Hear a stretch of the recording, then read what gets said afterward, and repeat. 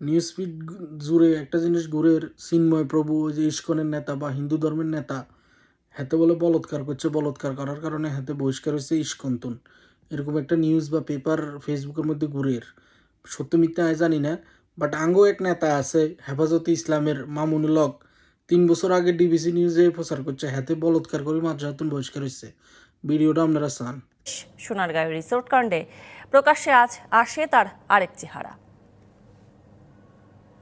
মুক্তিযুদ্ধ বিরোধী নেজামে ইসলাম পার্টির নেতা শাইখুল হাদিস আজিজুল হকের ছোট ছেলে মামুনুল হক শিক্ষাজীবন শেষ করে প্রথম যোগদান করেন সিরাজগঞ্জের একটি মাদ্রাসায়। বলাৎকারের অভিযোগে সেখান থেকে বহিষ্কৃত হন তিনি। যোগ দেন রাজধানীর মিরপুরের জামিউল আলম মাদ্রাসায়।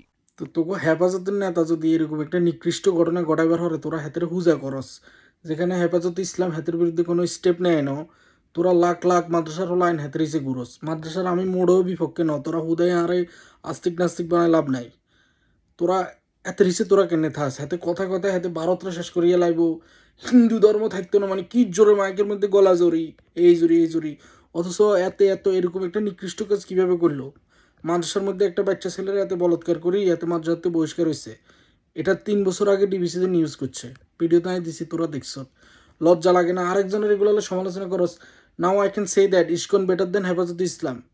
কিনলে ইসকন তো এতেরে বহিষ্কার করছে অপরাধে, যেটা তোরা বলতেছ, বাট তোরা হেফাজতে ইসলামের তো এতেরে বাইর করছ, এতে তো তোকে মনোনেতা হাতে দিয়ে ডক্টর ইউনুসের লগে মিটিং করে বেগিন করে এত বড় একটা পাপ করার পরেও, মানে এতে কিভাবে ইসলামিক নেতা হয়? বলৎকার হারাম যেখানে আল্লাহর আরশ কাঁপি উঠে, এতের মতো হুজুরে এটা কিভাবে করলো? তোর কাছে আমি বিচার দিলাম, তোরা বিচার কর। I don't want to say anything.